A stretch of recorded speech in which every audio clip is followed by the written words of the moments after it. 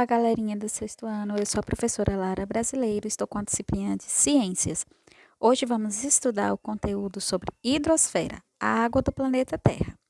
A aula de hoje tem o objetivo de trazer conhecimentos a respeito da forma da água, das mudanças do estado físico da água e sobre a preservação ambiental, a importância de preservar a água do nosso planeta. Bom, a maior parte da litosfera, a camada mais sólida, a camada sólida mais superficial da Terra, que já estudamos na aula passada, é coberta por água. Do volume total de água do planeta, aproximadamente 97% da água estão nos mares e oceanos em estado líquido. A água que pode ser consumida é encontrada nos rios e nos lagos, mas também há muita água infiltrada nos espaços entre as partículas do solo e entre as rochas no subsolo, formando reservatórios subterrâneos, os chamados lençóis de águas, lençóis freáticos ou águas subterrâneos e aquíferos. Pouco mais de 2% da água do planeta encontra-se no estado sólido, em forma de grandes massas de gelo, que são as geleiras, nas regiões próximas aos polos e no topo das montanhas muito elevadas. Essa água, que contém poucos sais, também é água doce. Como vemos no gráfico, 97% da água, como foi dito, corresponde à água salgada, a água dos oceanos e mares. 2% da água, dessa água, está em estado sólido, que são as geleiras, ou estão nas montanhas, né, congeladas, e apenas 1% da água, dessa água potável, ela está nos rios e lagos, né? Então, a água potável que a gente pode consumir no planeta Terra é apenas representado por 1%. A água é essencial para a vida. Nos seres vivos, a substância que existe em maior quantidade é a água. Nos seres humanos, ela corresponde a cerca de 70% da massa de uma pessoa. Uma parte da água no corpo humano provém dos alimentos, principalmente de frutas e verduras, e a outra parte é obtida da água através de líquidos, como o suco de frutas. A água também transporta substâncias pelo interior do corpo do homem, né, do corpo do ser vivo. No corpo humano, por exemplo, o sangue transporta várias substâncias dissolvidas na água. E muitas substâncias inúteis ou prejudiciais do organismo que são eliminadas pela urina também são dissolvidas em água. A água é fundamental para a sobrevivência do nosso planeta Terra. Por isso, é importante preservar a nossa água para garantir o futuro das gerações e dos seres. Já imaginou o planeta Terra sem água? A vida seria inviável, pois tudo que existe na Terra, todo ser vivo, ele é dependente de água. E a água é o objeto mais precioso que existe na face da Terra, né? Sem a água não existe vida no solo, as plantas não podem viver, os animais não vivem sem água, nós seres humanos não podemos viver sem água. A própria atmosfera depende de água, porque existe o ciclo de água que vamos ver mais à frente. Então é importante preservar essa água para que nunca ela venha acabar, né? Aí as pessoas acreditam, a água é infinita, ela nunca vai acabar, porque existem mananciais, existe água no subsolo. Mas se o homem continuar usando a água sem preservar, né? Desperdiçando, sem ter uma conscientização, essa água vai acabar. A água potável no mundo ela é representada apenas 1%. Né? A grande quantidade de águas, 97%, é água salgada, que não é uma água potável, né? Nós não podemos beber água do mar, né? Por isso que é importante preservar a água. Vamos falar agora sobre a mudança do estado físico da água. A água ela é encontrada na natureza em três estados físicos, que é o estado líquido, o estado sólido e o estado gasoso. O ciclo da água corresponde ao movimento da água da natureza e, portanto, apresenta o processo de transformação da água.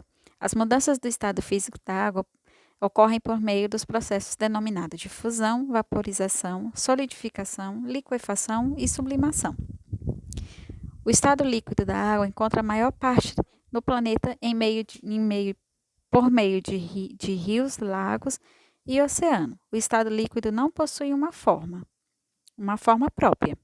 Já o estado sólido, a água possui uma forma, por exemplo, os cubos de gelo. Isso acontece pois as moléculas da água encontram-se muito próximas devido à baixa temperatura.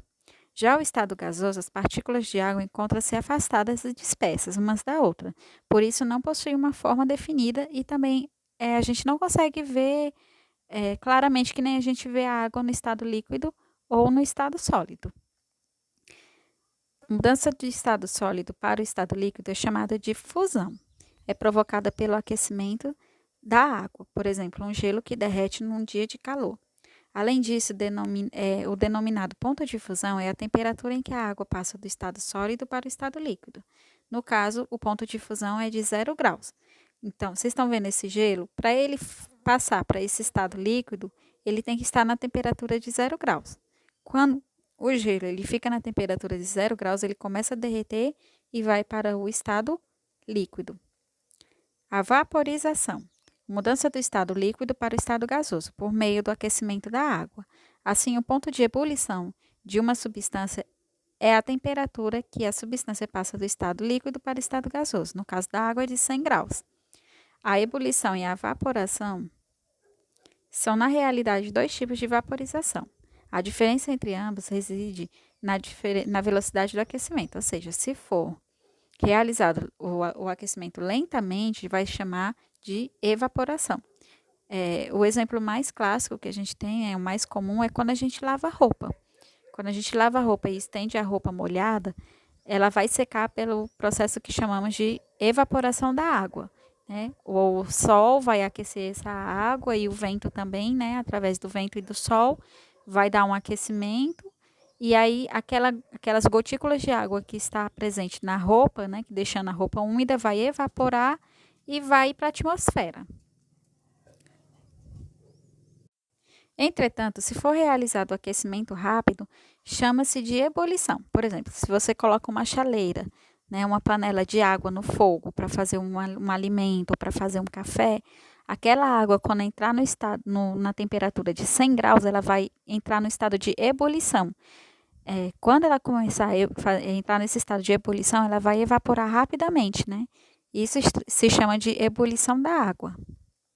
Já a solidificação é a mudança do estado líquido para o estado sólido, provocado pelo resfriamento.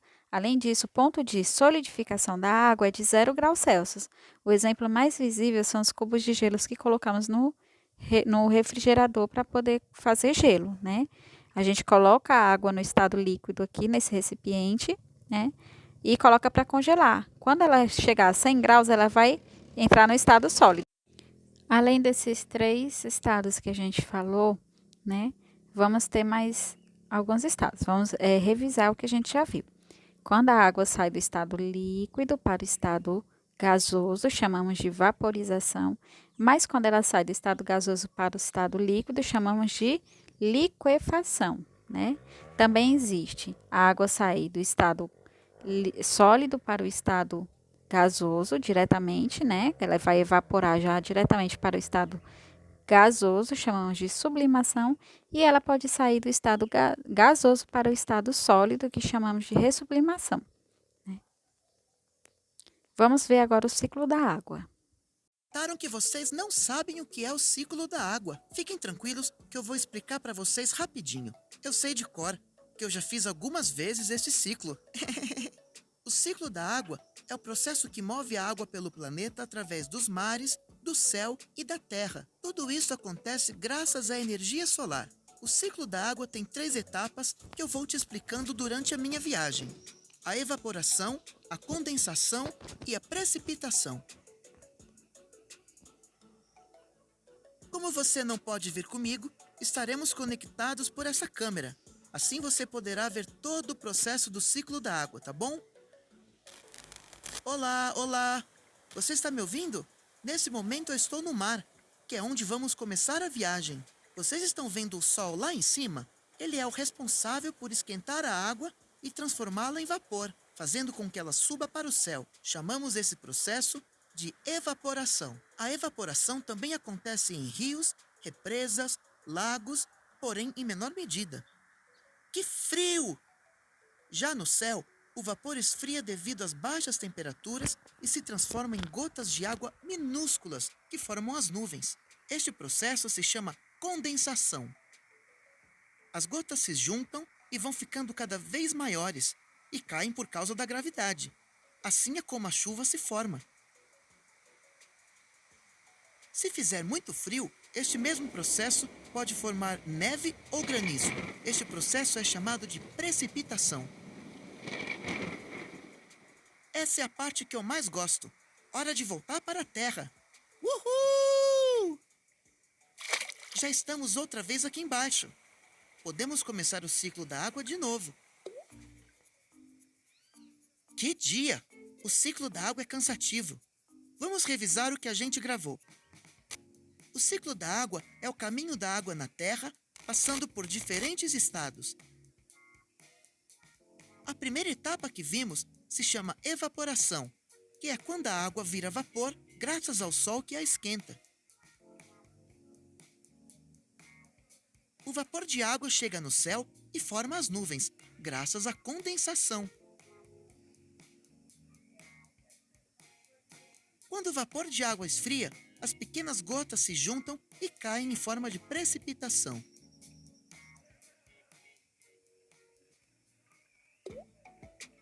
Por hoje é isso sobre o ciclo da água. Tchau, amigos! Por hoje é só, galerinha. Muito obrigada pela presença de todos. Agradeço pelo estudo, tá bom? Na próxima aula vamos fazer uma atividade referente ao conteúdo estudado nessa aula, tá bom? Como eu disse anteriormente, qualquer dúvida pode estar entrando em contato com a professora Lara, tá certo? Até mais.